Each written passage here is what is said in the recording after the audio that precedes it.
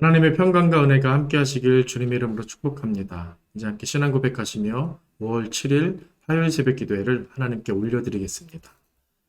나는 전능하신 아버지 하나님, 천지의 창조주를 믿습니다. 나는 그의 유일하신 아들, 우리 주 예수 그리스도를 믿습니다. 그는 성령으로 잉태되어 동정녀 마리아에게서 나시고 본디오 빌라도에게 고난을 받아 십자가에 못 박혀 죽으시고 장사된 지 사흘 만에 죽은 자 가운데서 다시 살아나셨으며 하늘에 오르시어 전능하신 아버지 하나님 우편에 앉아 계시다가 거기로부터 살아있는 자와 죽은 자를 심판하러 오십니다. 나는 성령을 믿으며 거룩한 공교회와 성도의 교제와 죄를 용서받는 것과 몸의 부활과 영생을 믿습니다. 아멘. 전능하신 아버지 하나님, 오늘도 말씀으로 하루를 시작하게 하시니 감사드립니다. 말씀을 의지하여 오늘 기도하며 나아가오니 우리에게 복 주시고 하나님의 능력을 허락하여 주시옵소서. 예수님의 이름으로 기도드립니다. 아멘.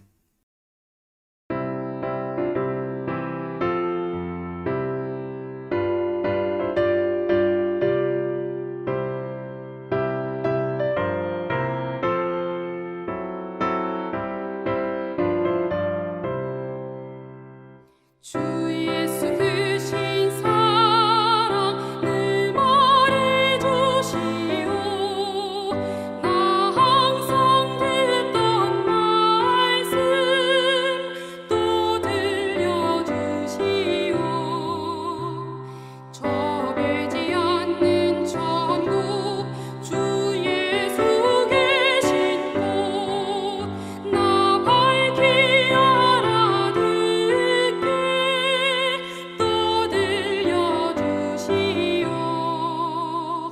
나 항상 듣던 말씀 나 항상 듣던 말씀 주 예수 크신 사랑 또 들려주시오. 아침에 이슬방울 쉬 사라짐 같이 내 기억 부족하여 늘 잊기 쉬우니 잘 알아듣기 쉽게 늘 말해주시오. 날 구속하신 사랑 또 들려주시오. 나 항상 듣던 말씀 나 항상 듣던 말씀 주 예수 크신 사랑 또 들려주시오. 주 예수 나를 위해 이 세상 오셔서 날 구속하신 은혜 말하여 주시오. 나 같은 사람 위해 주 보혈을 향해 이 복스러운 말씀 또 들려주시오. 나 항상 듣던 말씀 나 항상 듣던 말씀 주 예수 크신 사랑 또 들려주시오. 이 세상 헛된 영광 날 미혹할 때에 주 예수 크신 사랑 늘 들려주시오. 천국의 빛난 영광 내 눈에 비칠 때 주 예수 크신 사랑 또 들려주시오. 나 항상 듣던 말씀 나 항상 듣던 말씀 주 예수 크신 사랑 또 들려주시오. 하나님 말씀 창세기 29장 10절에서 20절까지 말씀입니다. 제가 봉독합니다. 야곱이 그의 외삼촌 라반의 딸 라헬과 그의 외삼촌의 양을 보고 나아가 우물 아귀에서 돌을 옮기고 외삼촌 라반의 양떼에게 물을 먹이고 그가 라헬에게 입 맞추고 소리내어 울며 그에게 자기가 그의 아버지의 생질이요 리브가의 아들 됨을 말하였더니 라헬이 달려가서 그 아버지에게 알림해 라반이 그의 생질 야곱의 소식을 듣고 달려와서 그를 영접하여 안고 입 맞추며 자기 집으로 인도하여 드리니 야곱이 자기의 모든 일을 라반에게 말하매 라반이 이르되 너는 참으로 내 혈육이로다 하였더라. 야곱이 한 달을 그와 함께 거주하더니 라반이 야곱에게 이르되 네가 비록 내 생질이나 어찌 그저 내 일을 하겠느냐 내 품삯을 어떻게 할지 내게 말하라. 라반에게 두 딸이 있으니 언니의 이름은 레아요 아우의 이름은 라헬이라. 레아는 시력이 약하고 라헬은 곱고 아리따우니 야곱이 라헬을 더 사랑함으로 대답하되 내가 외삼촌의 작은 딸 라헬을 위하여 외삼촌에게 7년을 섬기리이다. 라반이 이르되 그를 네게 주는 것이 타인에게 주는 것보다 나으니 나와 함께 있으라. 야곱이 라헬을 위하여 7년 동안 라반을 섬겼으나 그를 사랑하는 까닭에 7년을 며칠같이 여겼더라. 아멘. 여러분들께서 잘 아시듯 야곱은 형 에서의 장자권과 더불어 장자의 축복까지 가로채어 이제 형의 표적이 되었습니다. 그래서 어머니 리브가는 야곱을 살리기 위해 오라버니 라반이 사는 하란으로 야곱을 피신시켰죠. 그 가는 길에 베델에서의 아주 특별한 사건도 있었는데 이제는 외삼촌 라반의 집에 도착을 하여서 그곳에서 새로운 인생을 그가 살아가는 그렇게 시작하는 이야기가 오늘 본문에서 진행이 되는 것입니다. 야곱이 하란 땅 부근 라반이 사는 지역에 거의 도착을 하여서 사람들에게 라반을 찾습니다. 그때 마침 양을 몰고 오는 라헬을 만났고 야곱은 라헬의 양들이 우물에서 물을 먹을 수 있도록 도와주게 됩니다. 그리고 11절에 보니까 이제 야곱은 생질인 이 라헬을 만나서 그동안의 서러움과 정말 외로움과 이 두려움들이 폭발하는 그런 사건이 이제 펼쳐지게 되는데 그녀에게 입을 맞추고 큰 소리로 울었다. 그렇게 대성통곡을 했다라는 장면이 나오게 되는 것입니다. 이제야 야곱은 긴장을 풀고 안도감을 느낄 수 있게 된 것입니다. 라반도 이 소식을 라헬에게서 듣고 조카 야곱을 끌어안아주고 입 맞추면서 뭐라고 합니까? 너는 참으로 내 혈육이다. 내 혈육이다. 내 생질이다. 그렇게 그를 환영해 줍니다. 그렇게 감격적인 만남이 이루어지고 나서 야곱은 그곳에서 한 달을 지냈는데 아마도 야곱은 그곳에서 그냥 편하게 쉬고 놀고 먹기만 한 것 같지는 않습니다. 15절에 보니까 외삼촌 라반이 아무리 네가 내 생질이라도 품삯을 줘야 하지 않겠냐. 어떻게 품삯을 줘야 되겠냐. 그렇게 말하고 있기 때문입니다. 그렇게 라반은 야곱에게 품삯을 계산해 주고자 했는데 그가 그렇게 일하며 그곳에서 머물고 있었던 것인데 그 바로 이어지는 다음 절에 보니까 품삯에 대한 이야기 대신 라반의 두 딸 레아와 라헬에 대한 이야기가 이어집니다. 그리고는 갑자기 야곱이 라헬을 더 사랑해서 그녀를 위해 외삼촌 집에서 이 라반 집에서 7년을 섬기겠다고 말했다는 것입니다. 그리고 이어지는 마지막 20절 보니까 아주 시적인 아름다운 표현이 나옵니다. 다시 읽어드리면 야곱이 라헬을 위하여 7년 동안 라반을 섬겼으나 그를 사랑하는 까닭에 7년을 며칠같이 여겼더라 라고 말합니다. 이렇게 야곱은 라헬이라는 여인으로 인하여 외삼촌 라반의 집에서 본격적인 새 삶을 살게 되었고 이전에 불안하고 두려운 삶에서 벗어나서 어떤 뚜렷한 이제 목적을 갖고 힘껏 힘을 다해 살 수 있게 되었다는 겁니다. 더군다나 그의 삶은 노동과 고생으로 벅찬 고단한 생활일 수 있었겠는데 라헬이라는 여인을 사랑했기 때문에 그 마음 때문에 깃털처럼 가볍게 그 긴 시간을 그 힘든 시간을 잘 보낼 수 있게 된 것 같습니다. 저는 오늘 본문을 보면서 우리가 이례적으로 알고 있는 야곱의 도망길, 피신길 수준에서 조금 더 깊이 들어가 그의 인생에서 아주 결정적이었던 이 라헬이라는 여인, 이 라헬과의 강렬한 만남과 시간들, 이 부분을 좀 생각해 보고자 합니다. 가장 먼저 우리가 생각해 볼 것은 무엇이겠습니까? 야곱이 형을 피해 부모와 집을 떠나서 낯선 곳에 다다랐을 때 가장 먼저 만났던 혈육, 그 사람이 바로 라헬이었다는 것입니다. 그렇게 감격적인 만남을 이 라헬과 하고 처음 그렇게 라헬과 야곱이 갖고 그때 야곱은 그동안 눌러놨던 그 서러움과 불안함을 터뜨리면서 그녀를 끌어안고 입맞추며 소리내어 울게 됩니다. 이렇게 야곱은 라헬과의 강렬한 첫 만남을 가졌던 겁니다. 아마도 평생 잊지 못할 그런 아주 강렬한 만남이었을 겁니다. 마치 그리웠던 어머니 리브가를 만나는 느낌이었을 거고 이제야 안도하며 웃고 말할 수 있는 이제야 진정한 삶을 편안하게 좀 시작할 수 있는 느낌이지 않았을까 싶습니다. 창세기 35장에 가보시면 야곱 인생에서 아주 중요한 일이 하나 발생을 하는데 어머니 리브가의 유모 드보라가 죽은 일입니다.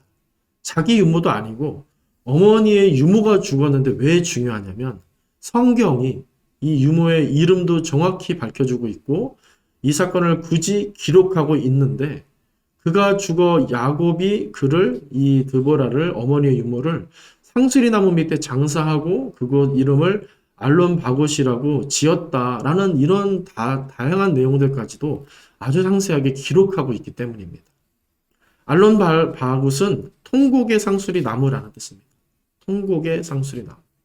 즉 야곱이 이 드보라 어머니의 유모인 드보라가 죽었을 때 통곡했다는 것입니다. 통곡했다. 그 다음에 이어지는 내용도 참 인상적인데요. 어떤 이야기가 그 뒤에 이어지냐면 하나님이 야곱에게 복을 주시고 너는 이제 야곱이라 내가 부르지 않고 이스라엘이라 부르겠다 라고 하시면서 내가 너에게 전능의 하나님이 되고 너를 생육하고 번성하게 해주겠다 이런 이야기들이 그 뒤에 이어지고 있습니다. 이전의 내용이 성경에 기록되어 있어서 추측해 볼 수밖에 없으나 아마도 야곱은 어머니 리브가를 떠난 이후 홀로 인생을 외롭게 개척하며 살았는데 아마도 리브가는 야곱의 소식을 듣고 또 전해주기 위해서 그를 돌보기 위한 자기 유모 드보라를 야곱에게 보냈을 가능성이 큽니다. 칼빈은 이 드보라가 야곱을 어릴 적부터 마치 외할머니처럼 돌보며 사랑했을 거라고 추측하기도 합니다. 성경에서 이렇게 리브가의 유모 드보라를 기록하면서 야곱에게 중요한 사건으로 말하고 있는 것은 다 그럴 만한 이유가 있기 때문인 것입니다. 야곱은 이처럼 외로운 인생이었고 누군가 그 마음을 어루만져 줄 사람이 절실했던 인생이었던 겁니다. 그런 야곱이었기에 라헬과의 강렬한 첫 만남은 그의 인생에 정말 소중했을 거고 결코 잊지 못할 깊은 감동의 흔적을 그 마음에 남기지 않았을까 그렇게 생각이 듭니다. 그리고 오늘 본문에 보면 라헬과 그 언니 레아에 대한 설명이 간단히 나오고 있죠. 17에서 18절을 보니까 이렇게 말합니다. 레아는 시력이 약하고 라헬은 곱고 아리따우며 야곱이 라헬을 더 사랑함으로 라고 썼습니다. 시력이 약하다. 레아에 대한 설명. 이 말은 사실 여기 쓰인 히브리 원어를 그 사례들을 찾아볼 때 눈이 온화하다라는 의미로도 충분히 해석될 수 있는 단어입니다. 단지 NIV 성경이 이를 약하다, 시력이 약하다라고 번역해서 우리말 성경에도 동일하게 번역되었지만 다른 번역본을 보면 애정이 어린, 또 우아한, 사랑스러운 눈 이렇게 번역되기도 했습니다. 그래서 이 구절을 통해 단순히 레아가 라헬보다 외모가 많이 못났다, 부족했다라고만 단정 지으면 좀 무리가 있어 보입니다. 하지만 중요한 것은 그 다음 절에 있죠. 18절에서 뭐라고 했죠? 야곱이 라헬을 더 사랑함으로. 사실 이 말이 결정적인 것입니다. 사람이 사람을 사랑하는 데는 사실 이유가 없습니다. 야곱은 이 순간만 라헬을 사랑한 게 아니라 나중에 그녀에게서 낳은 요셉과 베냐민을 특별히 사랑한 것을 보더라도 어떻습니까? 야곱은 평생에 이 라헬을 그 누구보다 사랑했다라는 사실을 우리는 알 수 있게 되는 것입니다. 단순히 외모 때문에 라헬을 사랑했다기보다 우리가 정확히 꼬집어 이유를 말할 수는 없으나 야곱의 마음속에는 라헬이 이미 깊숙하게 들어와 있었다는 사실, 그래서 지속된 사랑을 그녀에게 해줄 수 있었다는 사실을 우리가 생각해 볼 수 있는 것입니다. 야곱은 그렇게 라헬을 사랑했고 7년을 며칠처럼 여기면서 고단한 생활까지도 쉽게 여길 정도로 라헬을 마음 깊이 계속해서 지속적으로 사랑했던 것입니다. 야곱은 나중에 이스라엘의 조상이 되는 독보적인 인물이죠. 그런 야곱의 인생이 처음에 순탄치 못했고 고생과 외로움과 두려움으로 가득 찼었지만 이렇게 어둠 속에 한 줄기 빛처럼 사랑이 찾아왔고 그의 마음을 가득 채워주었던 겁니다. 그렇게 하나님은 야곱의 인생을 회복시키시고 일으키셨고 채우시며 이스라엘 민족을 준비하셨던 겁니다. 시편 5편 7절에 보시면 다윗은 행악자와 원수와 속이는 자들이 자기 주변에서 자기를 위협하고 있지만 주님의 풍성한 사랑에 힘입어 주를 경외하고 예배하는 삶을 살겠다. 그렇게 고백합니다. 주의 풍성한 사랑에 힘입어 주를 경외하겠다. 주를 예배하겠다. 주의 전으로 나아가겠다. 그렇게 말합니다. 그리고 이 시편 5편은 마지막에 은혜와 복으로 끝을 맺습니다. 다윗이 엄청난 고난의 여정을 지나 위대한 업적을 내고 그런 인생을 살아낼 수 있었던 결정적인 이유가 바로 주님의 풍성한 사랑 때문이었다라고 성경은 기록하고 있는 것입니다. 그리고 바울은 골로새 교회를 향해 이렇게 말한 적이 있습니다. 골로새서 3장 12절 보시면 그러므로 너희는 하나님이 택하사 거룩하고 사랑받는 자처럼 긍휼과 자비와 겸손과 온유와 오래 참음으로 옷 입으라. 교인들을 향해 긍휼과 자비와 겸손과 온유와 오래 참음을 요청하는데 사실 그 길은 어떻습니까? 어려운 길입니다. 당시에는 믿음으로 산다는 것 자체가 좀 비범한 삶이었고 고난과 위협의 삶이었기 때문에 더욱 그러했을 겁니다. 그런데 주를 믿는 사람의 삶은 마땅히 긍휼과 자비와 겸손과 온유와 오래 참음이 나타나야 했기 때문에 바울은 교회를 향해 권면했던 겁니다. 다만 뭐라고 했습니까? 하나님이 택하사 거룩하고 사랑받는 자처럼이라고 조건을 내세웠죠. 쉽게 말해서 사랑이 이끌리는 삶을 너희가 살아라. 살 수 있다 말하는 겁니다. 내 의지, 어떤 내 상황, 감정, 능력이 이끄는 대로 살면 긍휼과 자비와 겸손과 온유와 오래 참음의 그 믿음의 삶을 살기 어렵습니다. 시작할 수는 있어도 지속하기는 어려울 것입니다. 그래서 바울은 자신이 감옥에서 견딜 수 있었던 것처럼 교회를 향해서 똑같이 권면하는 겁니다. 그분의 사랑으로 그 길 가라. 그분의 사랑이라면 할 수 있다. 그분의 사랑으로서 어려운 세상, 어두움의 세상에서 빛이 되고 빛과 같이 성도의 삶, 믿음의 삶을 살아라 권면하는 것입니다. 오늘 야곱이 라헬을 사랑함으로 외삼촌 라반의 집에서의 고단한 삶을 시작한 이야기는 참 소중한 이야기가 아닐 수 없습니다.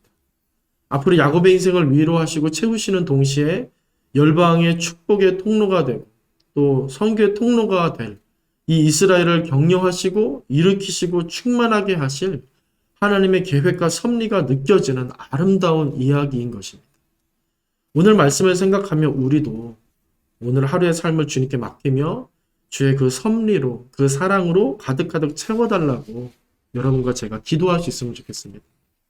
세상이 우리를 지치게 하고 넘어뜨리려 한다 해도 그분은 여전히 우리 곁에서 우리를 보시며 우리와 함께 걸으시며 우리를 격려하시고 붙잡으시며 사랑을 공급해 주시는 분이 되심을 잊지 마시기 바랍니다. 우리 보나님께 모든 성도님들 그분의 그 은혜의 손길로서 그 사랑으로서 오늘 소망차게 하루를 살아내실 수 있기를 바랍니다. 그분의 그 마음, 그 사랑의 계획은 여전하시며 영원하신 줄로 믿습니다. 그 믿음으로 오늘 담대히 살아가시는 우리 모든 성도님들 되시기를 주님의 이름으로 간절히 축원드립니다. 기도하겠습니다.